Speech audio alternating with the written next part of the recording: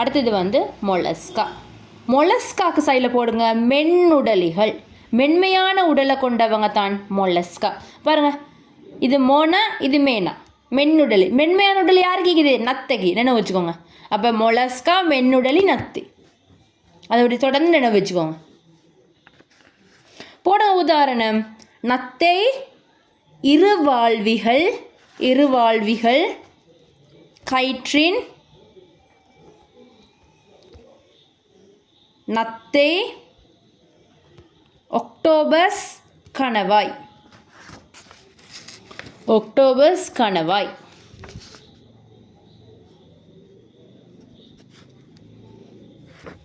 கணவாய்ன்றது மீன்மா. மீன்மாய்க்கும் தெரியும் தானே?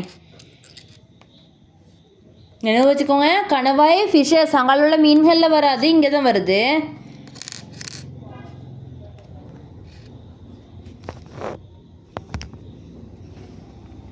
சரியா? இந்த மொலஸ்கால் உள்ள பாயிண்ட்ஸை பாருங்கள். இது வந்து வாழக்கூடிய இடங்கள் தரை, நன்னீர், உவர்நீர், அதில் எல்லாம் வாழும். சரியா? அடுத்த பாயிண்ட், இவரும் முப்படை. இருபடை ஒன்றே ஒன்று தான் பார்த்துக்கிறோமே, முப்படை. இதில் மெயினான பாயிண்ட் மென்மையான உடல். போட்டோ ஹைலைட் பண்ணுங்கள்.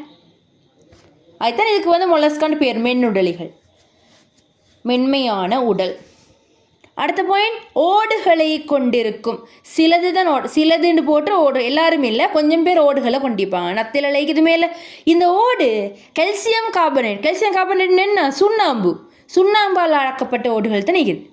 அப்படின்னா இந்த அது ஓடை பற்றின்ற இங்கே புறவன் கூடுன்னு சொல்லி தந்திக்கிறாங்க. ஆனால் ஓடு தான் வரும்.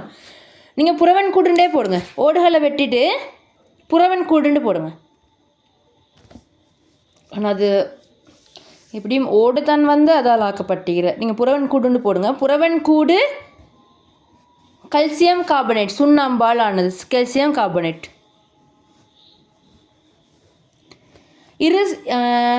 இருபக்க சமச்சீர். இருபக்க சமச்சீர். இலிங்க முறை இனப்பெருக்கம்.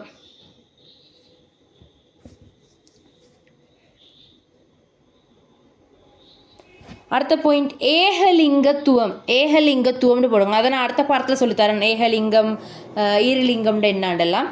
ஏகலிங்கம். அடுத்த பாயிண்ட் சீதத்தினால் ஆன உடல் போர்வை. அந்த சீதம்னு சொல்கிறது சளிமாரியான கட்டமைப்பு. அது மேல் அப்படியே கொஞ்சம் மென்மை, கொஞ்சம் வல்லூர தன்மைக்கும்.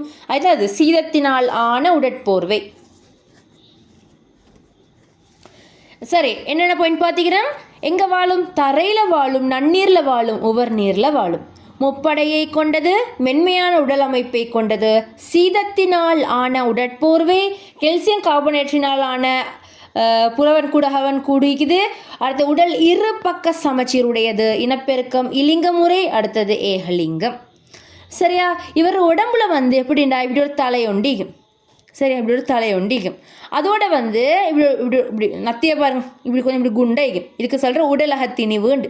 அதோட இப்படி ஒரு பாதம் மாதிரி, இப்படி இப்படி தசை செறிந்த பாதம். காலில் தசை வந்து பாதம் மாதிரி இருக்கிற தசை செறிந்த பாதம். இப்படி சும்மா ரஃபாக வரைஞ்சிக்கோங்க.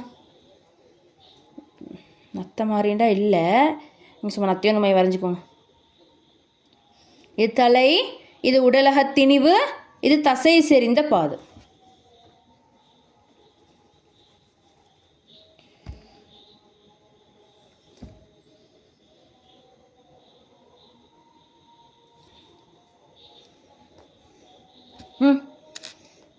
அவசரமா மீட்டுங்க.